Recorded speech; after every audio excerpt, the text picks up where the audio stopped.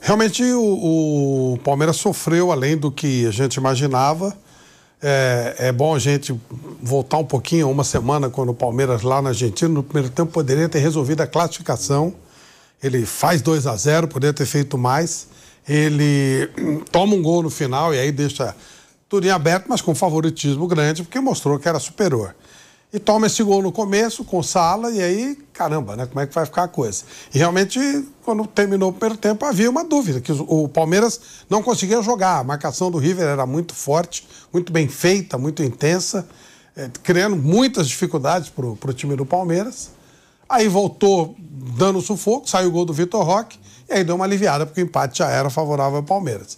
A partir daí, o Palmeiras começou a travar o jogo. O Palmeiras não foi que nem louco pra cima, não. Ele foi travando o jogo, evitando que o River jogasse. Teve uma bola que quase o River faz o segundo gol, aquela bola que passa espirrada, bate em 2, 3 jogadores e acaba raspando a meta. Depois teve uma outra defesa do Everton no alto, uma bola que quase chega pro segundo gol. Então aqueles foram os momentos mais perigosos pro time do Palmeiras. Até que saiu o segundo gol, e a partir do segundo gol, a partir da expulsão, né, do Acunha, o time do Palmeiras aí ganhou uma certa tranquilidade, fez o segundo, fez o terceiro, e aí a justiça veio plena em cima da somatória dos dois jogos. O jogo foi mais sofrido do que se imaginava, ou, quer dizer, a gente imaginava que seria difícil, mas foi todo um sofrimento da falta de aproveitamento do jogo lá da Argentina. Mas a classificação é indiscutível, é muito justa, muito correta, e agora o Palmeiras espera o adversário no jogo de amanhã, né, de São Paulo e LDU, para ver quem passa e é favorito contra qualquer um dos dois, contra a LDU e também contra o São Paulo. Favoritismo não quer dizer que vai passar, mas é favorito, é mais time que o São Paulo e mais time que a LDU. Essa dupla, hein, Jean? Que coisa. Toda hora a gente tem que falar dessa dupla porque ela tá brilhando. Foi o destaque do confronto, Jean. A gente pode até falar de um outro jogador. Acho que o Andrés foi melhor no primeiro jogo. Nesse jogo, concordo contigo, você estava falando durante a transmissão, um pouco ausente da partida, mas Vitor Roque e Flaco Lopes, né, cara? O Vitor Roque faz um gol, o Flaco faz 2, já tinha feito um lá, dado assistência também, enfim. A dupla deu uma carimbada aí bacana nessa classificação aí do Palmeiras. Tem a assinatura dos dois, né, Jean? Tudo bem? Pois é, para variar, William, tudo bem? Boa noite para você, para os companheiros. É isso, né? Eles fizeram juntos 15 gols em 9 jogos e desses 9 jogos, em 2 deles, eles jogaram poucos minutos. Então é impressionante mesmo que a dupla tá fazendo.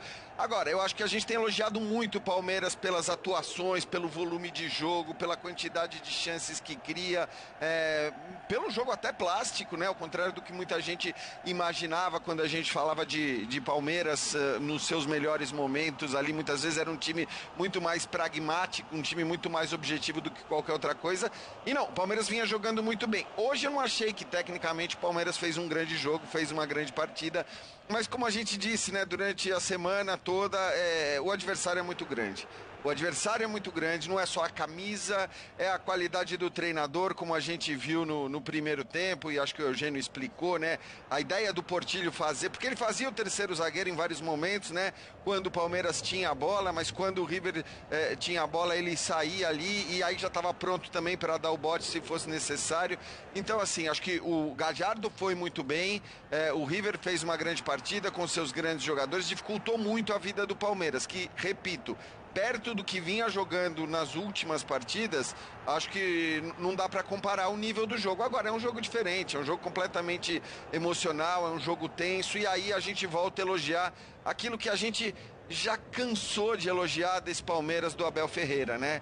Que é a facilidade, ou se não facilidade, a capacidade para se livrar de momentos difíceis quando está em desvantagem, quando a coisa está tensa. E eu achava que no segundo tempo também, não é que o Palmeiras fez um grande segundo tempo, houve ali, mesmo depois do empate, um momento em que o River estava chegando mais perto do gol, o Everton faz uma grande defesa naquela finalização do Borja. Então não foi um jogo fácil, foi um jogo bastante complicado do ponto de vista também emocional, não só pela qualidade do adversário, e mais uma vez o Palmeiras conseguiu sair. Acho que antes de fazer o segundo gol, o Palmeiras já tinha melhorado, quer dizer, então tinha conseguido se organizar e sair de uma situação que não era uma situação simples. E tanto o Palmeiras tem essa qualidade, especialmente depois que o Abel Ferreira assumiu, que desde que este treinador chegou ao Palmeiras, é bom a gente destacar esse número, em Libertadores ele chegou a 5 semifinais. É um negócio impressionante, é um negócio completamente anormal, incomum, é uma marca... Porque aqui a gente tem aquela tendência, muitas vezes, de olhar apenas para os títulos. Foi campeão, é ótimo, não foi campeão, é uma porcaria. E não dá para dizer isso. Quer dizer, eu acho que a constatação de que uma equipe em 6 Libertadores chega a 5 semifinais é a constatação de que é um trabalho muito bem feito. E isso envolve não só o treinador, evidentemente, acho que o clube de uma maneira geral, que agora tem inclusive um elenco muito forte, como a gente viu, né? As substituições foram importantes também para que o Palmeiras conseguisse se recuperar e até vencer o jogo por um placar que eu concordo com o Eugênio, foi até um placar generoso demais para que o Palmeiras apresentou. Mas vai agora para mais uma semifinal de Libertadores e com um time muito forte, com uma capacidade de criar, que talvez hoje não tenha sido totalmente mostrada, mas é um candidato sério a chegar à final, é um candidato sério também ao título da Libertadores, amigos. Então, Bertozzi, chega a essa semifinal, é daqui a um mês, sim, né, a semifinal, mas independentemente do adversário, seja a LDU, seja São Paulo, o Palmeiras chega, acho que com mais favoritismo contra um pouquinho menos de favoritismo, mas ainda assim favorito em cima dos dois, né? Porque a gente tem que respeitar um clássico, então a gente vai falar sobre isso aqui. Mas chega provavelmente, de novo, daqui a um mês, mas no melhor momento do Palmeiras na temporada, que ainda não alcançou o teto não, hein, Bertozzi? Ainda pode mais. Verdade, William. Bom, boa noite companheiros, boa noite, fã de esportes. Acho que, sem querer ser redundante o que os companheiros já disseram, né? Primeira coisa, reforçar esse número que o Jean trouxe das 6 semifinais, das 5 semifinais em 6 anos, porque isso realmente é uma coisa absurda. Que às vezes assim você precisa torturar os números para eles falarem o que você quer, né? Nesse caso os números eles estão muito claros aí na sua frente, não há como você discutir com esses números. E você pode até falar, o Palmeiras não ganhava um jogo em casa de mata-mata desde 2022, desde as oitavas com o Cerro Porteño em 22 o Palmeiras não ganhava jogo em casa. Teve empate com o Atlético depois de ganhar fora, empate com o Atlético, vitória nos pênaltis, teve aqueles empates porque o jogo já estava decidido, né? Com o Pereira, com o Universitário, teve eliminação com o Atlético Paranaense, eliminação com o Boca, então teve um monte de jogo, um monte de empate aí nesses jogos e agora o Palmeiras volta a vencer um jogo em casa de mata-mata num momento super importante, né? E numa situação desafiadora, porque acho que a gente falou aqui semana passada o que pode transformar esse confronto e por que a gente tem que respeitar muito o perigo desse confronto. Porque pode acontecer um gol prematuro. E, de fato, foi o que aconteceu e mudou a cara do confronto. Mas o Palmeiras mostrou maturidade, sobretudo capacidade de organização e confiança nos seus meios, né? Confiança em ter um time melhor e construir a reação da maneira que foi. Tem que olhar, sim, com confiança, porque ele é melhor que a LDU e ele é melhor que o São Paulo, mas, de um lado, Palmeiras e São Paulo, cara, clássico em semifinal, as coisas se nivelam, sim, o favoritismo ele é muito relativo e a LDU tem um fator que a gente conhece, sabe qual é e que também nivela, e além da LDU ser um time com muito jogador acostumado à decisão, com muito jogador acostumado a esse tipo de jogo, com um técnico brasileiro que tem se dado muito bem contra os brasileiros esse ano. Então, assim, eu acho que não tem nenhum palmeirense que vai chegar à semifinal e falar, opa, tranquilo, quem vier a gente vai passar por cima. Até porque não é muito nem da característica do palmeirense em geral achar isso, sim, né? Mas vai com confiança, né? Confiança. Eu acho que com confiança porque ele tem que ir mesmo, porque se a gente volta algumas semanas, meses no tempo, volta para o pós-Corinthians, pós-eliminação, faixas na porta faixas ali na porta da academia, faixas na porta do Allianz, né? Abel Pardal, sei lá o quê, e Leila isso, e fora todo mundo, né? Desculpa, Léo, certas verdades, né, apresentadas definitivamente. O Palmeiras não ganha os chamados jogos grandes e o Palmeiras tem o pior ataque da era Abel Ferreira. Hoje ele ganhou um jogo enorme, fazendo 3 gols. Mas isso muda, tem um ponto claro de virada, que é o jogo de ida com o Universitário. Onde, pela primeira vez, ele coloca a formação da dupla. O Roque. Porque antes isso tudo era verdade. Na verdade, ele virou um jogo que o time vinha jogando mal contra o Ceará, quando eles entram no segundo tempo. Logo depois da Copa do Brasil. 12, 13 minutos do segundo tempo. E ali a coisa... Mas é que quando explode... O mar abriu. E tem assim... Explode é no jogo do Universitário. Eu acho que é um aprendizado que as situações foram colocando para ele. Claro. Porque eu lembro de nós mesmos discutindo aqui a saída do Vitor Roque no jogo com o Corinthians, falando, gente, ninguém entendeu, né? Por quê? Por que ele não colocou os dois juntos já naquele jogo, quando tudo favorecia que ele o fizesse? Né? E depois, quando ele fez, acho que o encaixe entre os dois hoje é perfeito.